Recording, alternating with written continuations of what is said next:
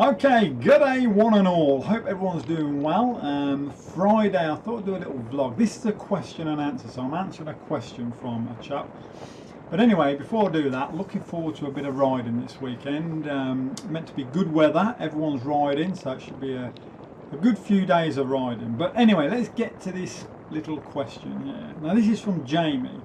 Now I was going to type this up back on the email to you, but it's a bit too long-winded for me to do all that. I can't be bothered sitting here typing, so it's easier for me to do a video. So here we go. So Jamie is saying he can't seem to shift any more weight, so he's stuck on 14 stone, 88 kgs. He's 5'8" tall, does about 100 miles per week, so 160 k. So that's good. That's a good amount of riding you're doing. But does admit likes his red wine and snacks. Okay. Other than that, does eat healthily.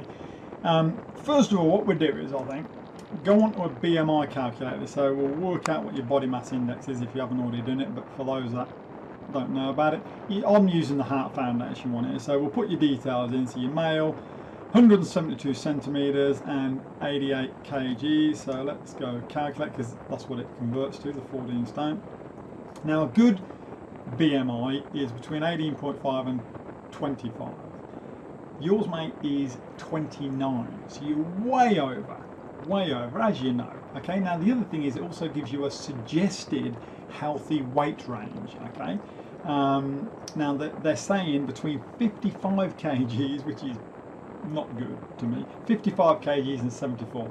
This sort of stuff you have to sort of take with a pinch of salt and get it to what you're comfortable with. But I think if you aimed for the 74 kg range, that upper limit, it would be good and you'd look pretty schmicko with that height of 5'8".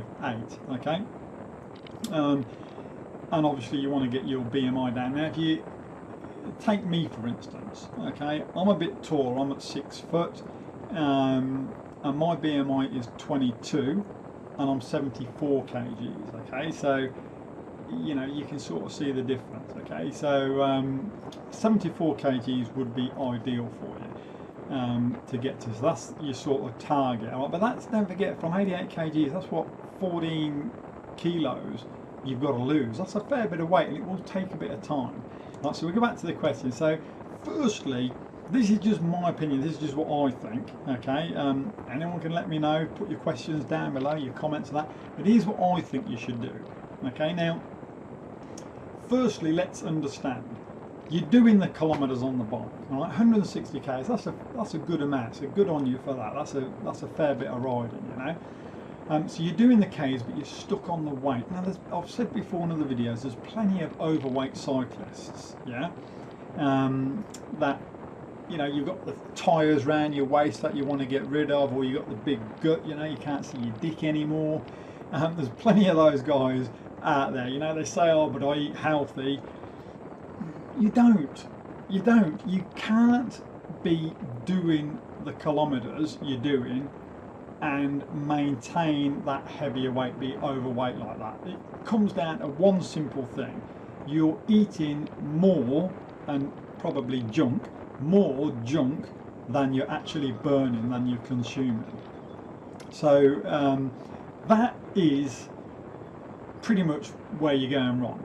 All right, at the end of the day, regardless whether you know, I'd say more than likely, if you're saying you're eating healthy most of the time, it's obviously your snacks and your wine where you're blowing out your budget type thing, and that's what you need to get under control. So firstly, for me, I would say you get rid of the wine, just go teetotal. Don't forget, alcohol and weight loss are not a good combination.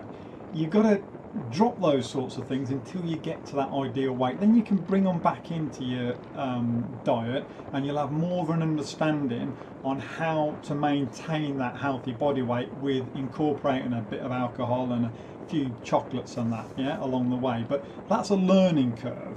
Okay, but to get to that ideal weight, in my opinion, like I say, this is just what I think, and don't forget, I've lost 20 kgs and I've kept it off for the last 3 years, no dramas at all. But I'm in that mindset now where I understand it a lot more, and that's what it is about. So knock the alcohol on the head. The other thing that I would knock on the head is your snacks, obviously, because they're obviously not good. They're not good for you. You're eating more of them than you're burning. And knock bread on the head. Bread was a big killer for me. Once I knocked the bread out, it really did change. It got rid of that fat, that blob around your gut. You know, it definitely did for me. May not work for you, but it did for me. Okay, so that's what I reckon you should do. So you got to knock the alcohol out, just go teetotal completely, and get rid of your snacks. Instead of your snacks, which might be savoury, biscuits, all the rest of it, grab a bloody carrot, have a crunch on that. When you get back, when you get a bit peckish again, have another crunch on it. The one thing I will say is, with all of us, and this is why it's so hard for people that want to lose weight, I think, and this is what I found, okay, and this is what I say in other videos, you've got to have the right mindset. When you're snacking, most of the time, when you go up to that cupboard, you're not even hungry. I would say 99% of the time, people aren't even hungry when they go and grab a snack, you know. So what you want to do is, next time you go up to grab that snack that you know is bad for you, stop yourself. Just stop yourself in your tracks and say to yourself, are you really hungry? Can you feel the worms are biting? Can you feel that rumble in your tummy? If you can't, more than likely you're snacking purely out of habit. And that is one of the killers. For anyone wanting to lose weight, you've got to break that habit of snacking on junky, crappy food. That is really all there is to it. So that is the biggest thing. And the other thing is, when you're eating your meals, your general meals, like your breakfast and your dinner and stuff, remember your stomach is only about the size of your fist. Yeah, so you really don't want to be having a plate full of food. You know, if you do have a big plate and you're at home, maybe eat a portion that you feel is about the size of your stomach, and then glad wrap the rest of it, which I do sometimes. Glad wrap the rest of it and sling it in the fridge. Have it for lunch the next day. That's what I reckon. Those sorts of things are what will help you get down to that ideal weight that you want. And don't forget, you're doing the exercise. You're doing 160 k's a week.